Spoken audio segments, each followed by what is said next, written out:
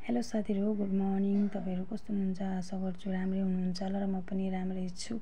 र तपाईहरुलाई अस्तिको भिडियोमा भनेको थिएँ सोलखा बजार लाग्छ भनेर। आज म फाइनली देखाउन जाँदैछु र हेर्दिनुहोस् होला। साथीहरु, यो चाहिँ दिदी हो र यता चाहिँ घुमेर आउनु हुँदैछ टोटो, अनि हामीलाई लिएर जानु हुँदैछ। साथीहरु, हामी चाहिँ फाइनली पुगिसकेका छौं सोलखा बजार भित्र। र तपाईहरुलाई के क्वेशन सोध्नु छ हैन, सोध्नु सक्नुहुनेछ लाइक कमेन्ट गरेर। र तपाईहरुले कहाँबाट हेर्नु हुँदैछ त्यो पनि भन्नु।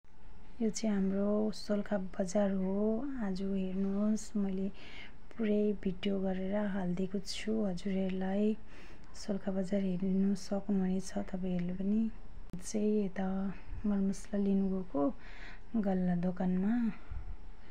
अब तेलहरुको मरमसलाको पनि धेरै दाम छ। र यता चाहिँ हामी आलुको दाम, टमाटरको दाम, सबै थोकको दाम सोध्नु आएको थियौं र मन परेन। फेरि अलिकति बाहिर गएर उतापट्टि दोकानमा लिनु आँटेको। र धेरै दाम पनि छ हौ साथीहरु। फाइनली हामीले चाहिँ मरमसला लिइसकेर मैले चाहिँ सौदाहरू सबै गरिसकेको थिएँ। र दिदीले चाहिँ बाहिरैबाट लिने अरे, मरमसला मात्रै लिनुभयो। मरमसला यस्तै अब दालहरू के हैन। अनि यता चाहिँ खालि अब सौदा गर्नुहुने अरे, बाहिर पुरा गरम भयो अरे भित्र भन्नुहुँदै थियो। यो चाहिँ लुगा दोकान हो। यहाँ यता बुधबार बजारमा चाहिँ सबै थोकको एभाइलेबल छ साथीहरु, आउन सक्नुहुनेछ। नगरकट्टा छेउ सोलखा बजार हो यो। सोलखा बजार त जो पनि आउनु भएको छ होला। र यता चाहिँ के अरे हस्पिटल पनि छ। हस्पिटल त सोलखा बजारको छेउमै पर्छ र तपाईहरुलाई त थाहा नै छ। र सोलखा बजार भनेपछि त सबैलाई नै थाहा छ होला।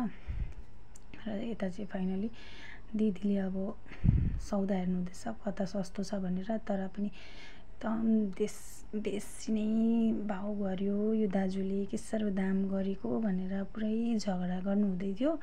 र मैले चाहिँ भने अब दाम त सबैतिर एउटै हो दिदी, झगडा नगर्नु भनेर भनिदिएँ। र हैन, तर पनि 5-10 रुपैयाँ त कम नै गर्नुपर्ने नि, के साह्रो दाम भनेर भन्नुहुन्छ। र छोड्दिनु अब सौदा गर्नु भनेर भनिदिएँ मैले चाहिँ। अनि यता चाहिँ मेरो पछाडि नजारा हेर्नु सक्नुहुनेछ। यो चाहिँ बाहिरै आएको छौँ हामी चाहिँ, भित्र छैनौँ।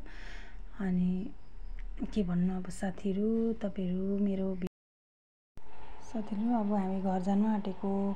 अब आजको लागि चाहिँ यति नै हो। घर पुग्नु आँटेको छौँ। Bye bye.